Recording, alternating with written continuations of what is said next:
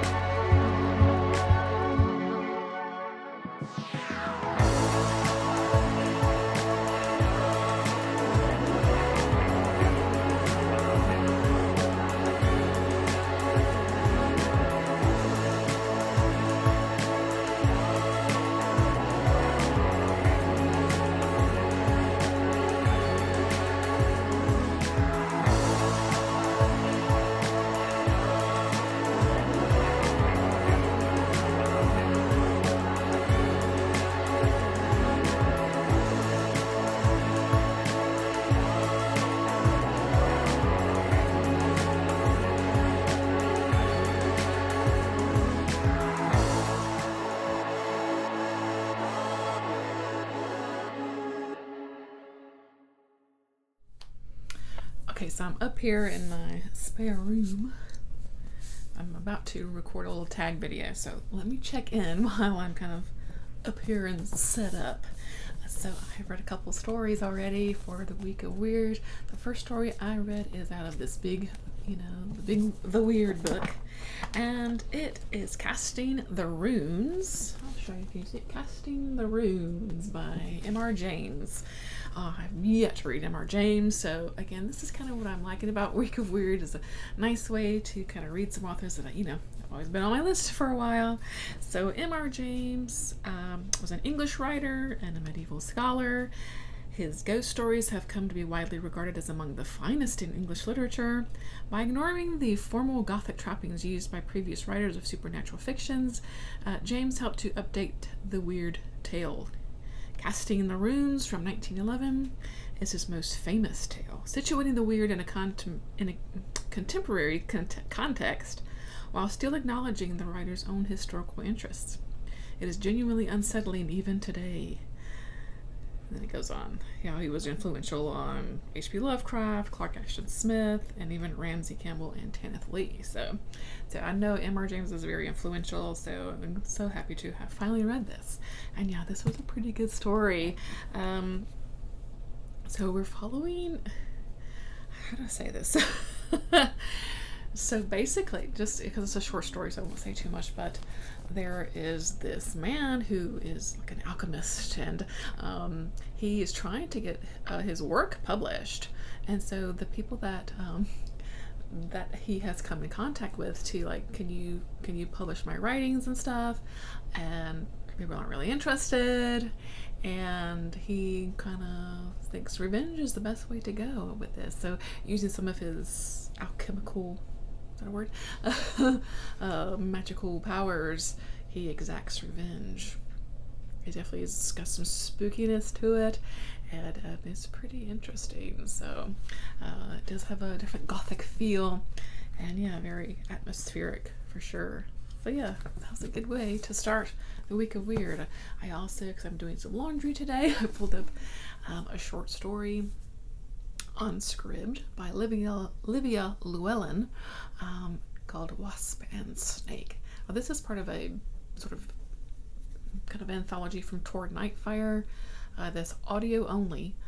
You can find them all on Scribd if you have that. Supposedly you can get them all through Google too, by doing like, hey Google, can I listen to this? I haven't tried that. I don't know.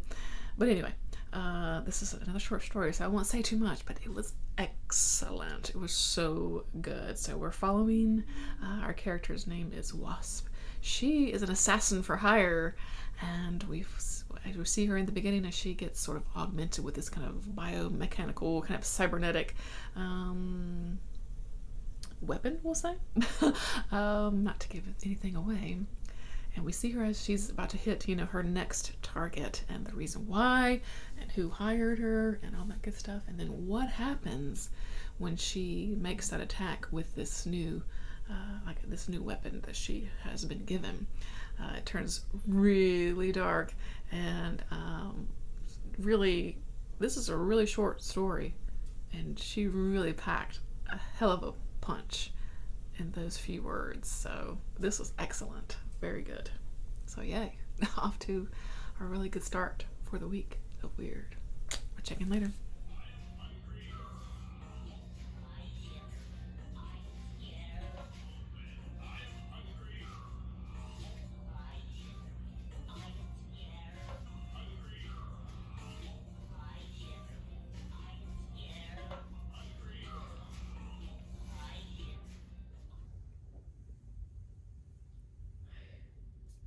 Starting this one now. Laugh in the kitchen. Oh no, mafia romance is often dark and. Okay, so let's do another little check-in for the final kind of check-in of the day. Day one of Week of Weird. It's almost 11 o'clock at night now. But boy, I'm kind of struggling with daylight savings time, right? Oh, man. But, excuse me. Read a couple more things. I did forget to mention that I read another story from the big weird book. I read White Rabbits by Leonora Carrington. I've been very interested in reading some Leonora Carrington. And this was a nice, really short one, but super interesting. Left me wanting a little more, but yeah, super interesting. Basically, there's a woman who's kind of a newcomer to New York City, and she's a bit lonely, but she's just, she's new to the city, and she connects. She's this woman that lives like basically kind of across the way. She's just really kind of enthralled by this woman, and she ends up going over to her house because of things and circumstances, and it takes a bit of a turn, and perhaps she shouldn't have gone to the house next door, right? Very strange, very weird, and yeah, it's pretty good. So I'd definitely like to get into some more Leonora Carrington stories, at some point. And so think I had a little clip earlier where I did start reading Wall of Kiss by Gina Ranalli. Now, this is a story that was not on my TBR, was not on my radar at all until my co-conspirator, Jason, over at Jason's Weird Reads, talked about it. And, or not, I posted a little something in the Discord about it. And he's like, you know, basically, I'd asked the question, like, what's like the weirdest thing you've ever read? And he's like, it was probably this story because this woman, you know, kind of has a relationship with a wall. I was like, has a relationship with a wall. Yeah. And yeah, she straight up has a full relationship with a section of wall in her house. So the woman right at the beginning, we never know her name. Right at the beginning of the book, she's like sort of dumped yet again, you know, by a boyfriend. And, you know, she's like, yeah, you know, I can't seem to find a good man, you know. And she sees a little piece of wall and she's like, all of a sudden, yeah, just like I said, has an entire relationship with this wall. She goes right full bore into the fantasy of it all, and like I said, they start, you know, a little relationship, and there's sex involved with the wall.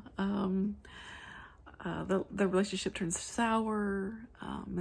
You know, Mr. Wall isn't all he's cracked up to be. Things turn a bit violent. But yeah, the woman we just see her just, you know, fall deeper and deeper into this delusion, really. It was actually pretty fascinating. I was expecting it maybe to be a little like, you know, what? Come on.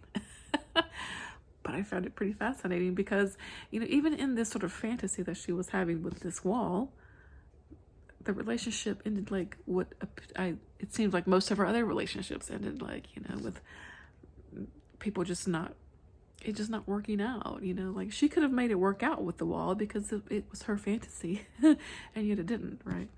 So very, very bizarre, but also, like I said, pretty fascinating, actually. So I was impressed with the story. I would absolutely read more by the author. And, yeah, super interesting. This one is available on Kindle Unlimited if you're interested in checking it out. It's not crazy long, so pretty interesting. So that's probably how I'm going to end the week of weird. Or not the week, but the day one of week of weird, I'll say. I should probably try to go to bed, I guess. Having a little hot tea. I actually feel a little scratchy in my throat, but you know, tomorrow's Monday, is a work day, so gotta get back to the grind, right? So yeah, there's day one. In the what's the word? I guess I'm tired.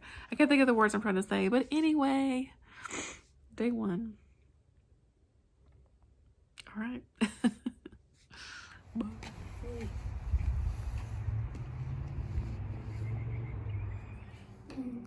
Hey y'all. That's a hell of a Monday. Lord, I'm so glad that work day's over. I am tired. Daylight savings is kicking my butt this time around. I did not sleep well last night. Woo. Anywho, so we're on day 2 of the week of weird. And at work today, I did get to listen to a couple of things though, so that's good. So let's talk about them real quick before I decide what the hell I'm gonna make for dinner. What's for dinner? Who else is in a dinner rut? Send me your dinner ideas because I'm sick of everything that I fix.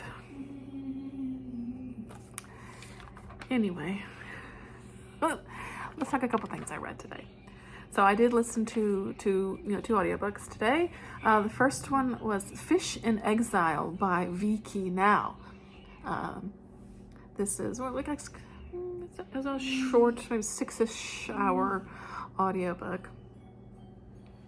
And so I would use this for probably the new weird prompt and maybe a bit of the dark, but it's not like straight up a horror, but it is a bit dark in places.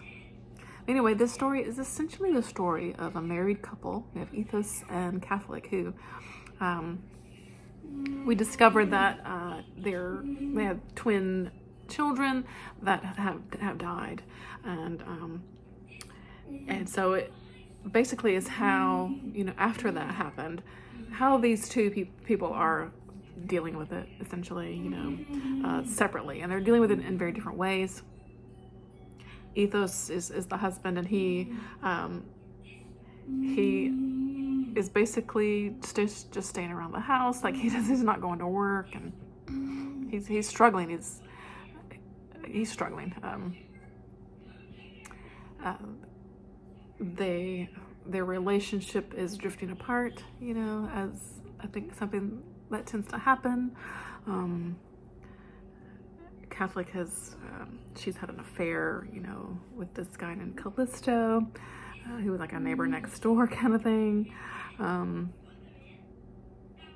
And they're just sort of floating through the same spaces together, Ethos and Catholic, but they aren't, they're not really in like a loving relationship anymore, that kind of thing. They're not, not connecting, not being there for each other, like they need to be. And I wrote a couple of quotes. Stephen Catholic at one point says to Ethos, "You can't be involved in my happiness." And Catholic they're both sad, but she has this she's trying to hold on to this hope that her children will still be found when we know they're not going to be found, right? They're just dealing with it in different ways. There's a lot of sort of Greek mythology intertwined throughout this story.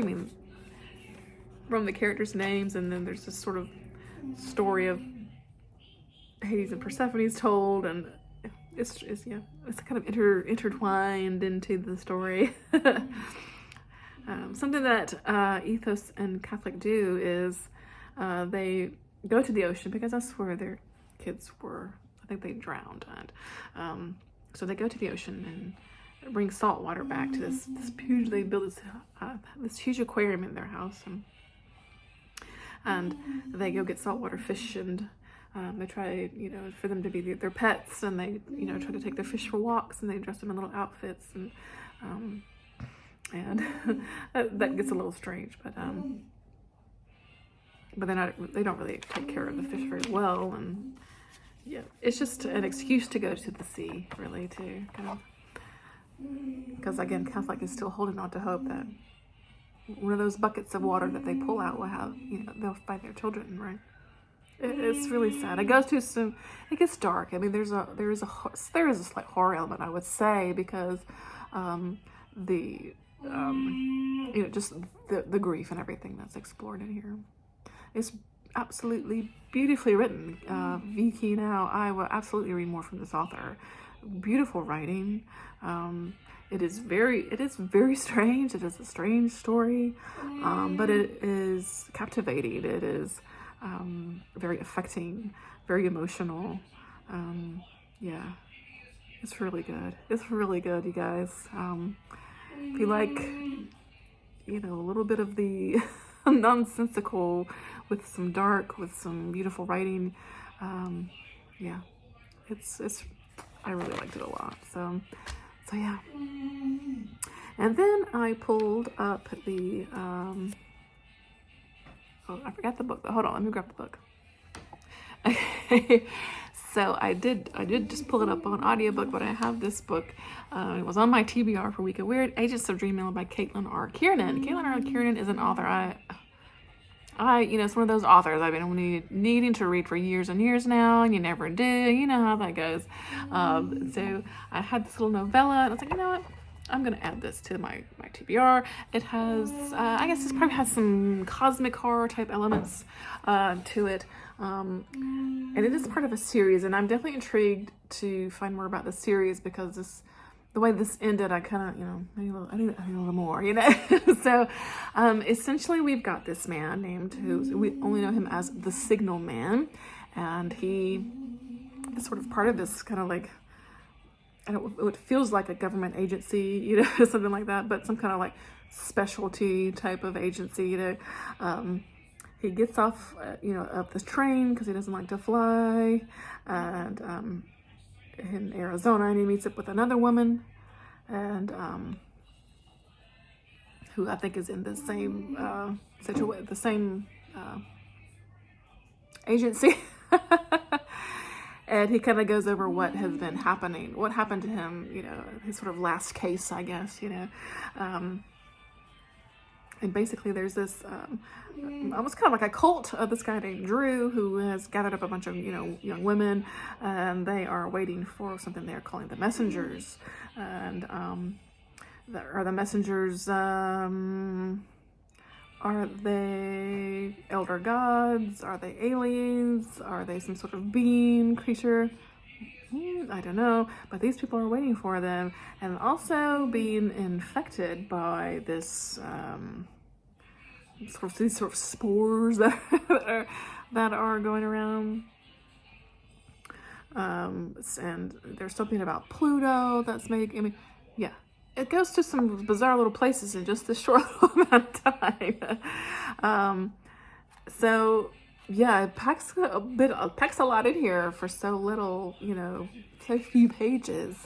But yeah, I am definitely intrigued to kind of continue on with this series. Area 51 is mentioned. I mean, like it goes to some places, and the Signal Man is he's this kind of old school kind of guy, drinking and smoking and stuff like that. So he's kind of cool. Yeah, kind of interesting. Pretty interesting though. So I liked it enough to, I think, at some point continue on with the series. And I think they're all just little kind of novellas, I think. So, and I finally have read Caitlin R. Kiernan, so how amazing is that? So yeah, and I like this cover. I love this, like cool. But that was my day, really.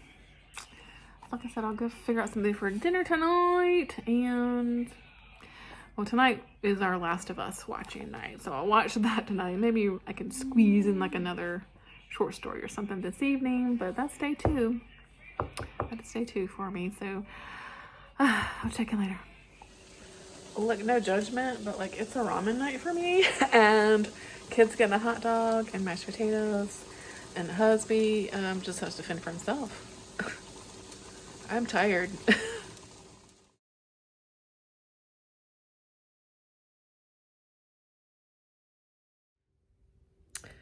Very quickly to wrap up, because I think I'm going to wrap up this vlog, do a little 2-day vlog. I rewatched the last episode of The Last of Us. Oh, it was amazing. That whole show is so good. Oh my god. Pedro Pascal and Bella Ramsey, just amazing performances. This is not the best angle. That's not my best angle, is it? I don't care. I'm so fucking tired. I'm about to go to bed. And I read one more short story today, the Harlan Ellison story, I Have No Mouth, and I Must Scream. I've been hearing, always heard about that story. And yeah, it is, it is quite disturbing, definitely weird, a little misogynistic, but yeah, but pretty interesting for sure. So I think... So we created like an artificial intelligence that basically killed all the humans, except for like this group of like 5 people, which were then, I don't know, like uploaded into some sort of, I don't know, it was like their minds were uploaded into like into the computer, and then this computer that we've created, or this artificial intelligence that we've created and killing us, is now torturing these people, even though they're not really people, because they're inside the computer.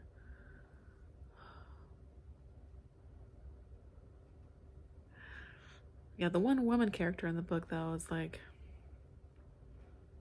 there's this like, she was like shamed for like allowing herself to be assaulted or something. I don't know, that felt weird, but but definitely interesting story. Violent, gross at times. Yeah, it was interesting. That's gonna wrap up days 1 and 2 of the week of weird. Hope that you're starting off your week well and weird. And yeah, I will end this vlog here. I'll start a new one tomorrow, I guess. And this old lady's got to go to bed. I'm so tired. So I'll see you in the next one. Thanks for watching. Bye.